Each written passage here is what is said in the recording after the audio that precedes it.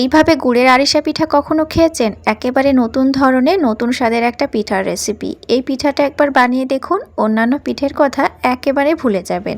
ঘরে থাকা কয়েকটি উপকরণে আপনারা এই পিঠা সহজে বানিয়ে নিতে পারবেন। তো প্রথমে আমি কাপের 2 কাপ পরিমাণে গুড় নিয়ে নেব। এই পিঠাটি অনেকে চিনি দিয়েও বানিয়ে থাকে। তো এখানে আমি 2 কাপ গুড় আর 2 কাপ আতপ চালের গুঁড়া নিয়েছি, তবে এই গুঁড়াটা ভেজা চালের গুঁড়া। তো বন্ধুরা, এখানে আধা কাপ পরিমাণে পানি নিয়েছি, পানিটা হালকা গরম হয়ে উঠেছে। এবার 2 কাপ গুড় দিয়ে দিলাম। পানির সাথে গুড়টাকে ভালো করে মিশিয়ে নিতে হবে। দেখুন, এই পর্যায়ে অনবরত নাড়াচাড়া করে গুড়টাকে আমরা সিরাপে পরিণত করব, আর সিরাপটা হবে একটু আঠালো আর চিটচিটে। দেখুন বন্ধুরা, আমাদের সিরাপটা এখন রেডি হয়ে গেছে। তো এবার এই সিরাপটার ভেতরে আমি ভেজা চালের গুঁড়ো অ্যাড করব। বন্ধুরা, আপনাদের ঘরে আতপ চাল থাকলে সে চালটাকে আধা ঘন্টা ভিজিয়ে রাখার পরে জল ঝরিয়ে আপনারা মিক্সার জারে দিয়ে এইভাবে গুঁড়ো করে নেবেন।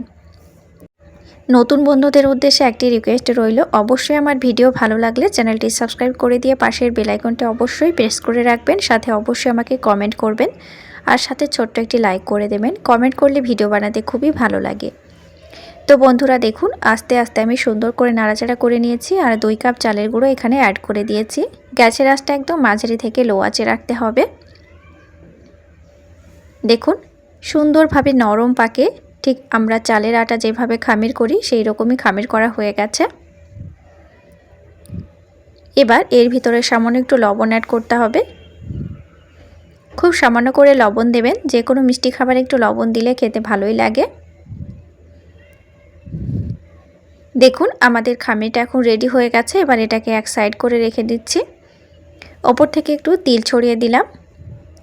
এই পিঠাটাতে তিল ছড়িয়ে দিলে খেতে বেশি টেস্টি হয়। এবার ভালো করে একটু মুথে নিতে হবে, যাতে এর ভিতরে কোনো শক্ত দানা না থাকে। ঘরে থাকা কয়েকটি উপকরণ দিয়ে এই নতুন ধরনের পিঠাটা আপনারা বাড়িতে অবশ্যই একবার হলেও ট্রাই করবেন। দারুণ টেস্টি হয় খেতে, আর বানানো তো ভীষণই সহজ। দেখুন, খামিরটা এখন রেডি করে নিয়েছি। এবারে খামির থেকে ছোট ছোট করে লেচি কেটে নেব, ঠিক এইভাবে। তবে লেচির আকার কিন্তু একটু বড় রাখবেন, পিঠাগুলো সাইজে একটু বড় হবে আর একটু মোটা হবে। তো প্রথমে হাত দিয়ে ঠিক এইভাবে একটু গোল করে নিতে হবে, তারপরে 2 হাত দিয়ে একটু চ্যাপ্টা করে নিতে হবে। দেখুন, হয়ে গেল আমাদের আরিশা পিঠা বা গুড় পিঠা।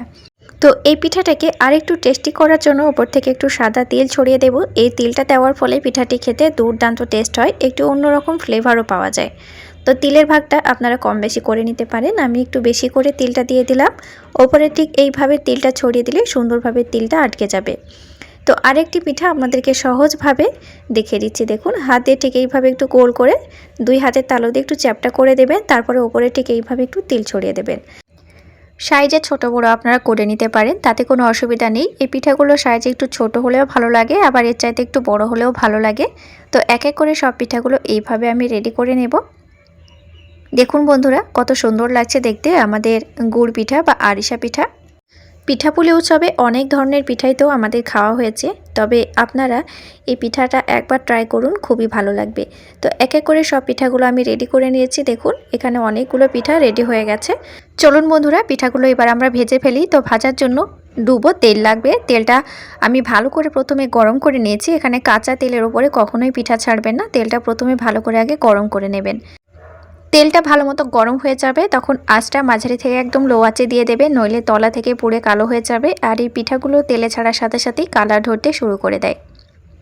দেখুন, এপিট ওপিট করে বেশ লালচে করে ভেজে উঠিয়ে নেব। আপনারা চাইলে হালকা করে একটু ভেজে উঠিয়ে নিতে পারেন। আমি একটু ডিপ ব্রাউন কালার করব, দেখতে বেশি ভালো লাগবে, আর ওপর থেকে একটু মুচমুচে ভাবও আসবে। দেখুন, এক এক করে সব পিঠাগুলো আমাদের রেডি হয়ে গেছে। তেল ঝরিয়ে নিয়েছি। এবার আমি পিঠাগুলোকে একটি সার্ভিং ডিশে উঠিয়ে নিচ্ছি। দেখুন, আমাদের তেল পিঠা বা গুড় পিঠা রেডি হয়ে গেছে। এটাকে অনেকে আরিশা পিঠা বলে। যাই হোক, কেমন হয়েছে আজকের পিঠা অবশ্যই আমাকে কমেন্ট করে জানাবেন, আর ভালো লাগলে চ্যানেলটি সাবস্ক্রাইব করে দিয়ে পাশের বেল আইকনটি অবশ্যই প্রেস করে রাখবেন। এই পিঠাটি বাড়িতে একবার ট্রাই করলে আপনারা অন্যান্য পিঠার কথা একদম ভুলে যাবেন। তো আজকের পিঠা আশা করি আপনাদের খুবই ভালো লেগেছে, মকর সংক্রান্তি স্পেশাল বলতে পারেন। তো যাই হোক, নতুন নতুন রেসিপি নিয়ে ফিরে আসবো আবার নেক্সট এপিসোডে। ততক্ষণ অবশ্যই আমার সাথে থাকবেন। Thank you.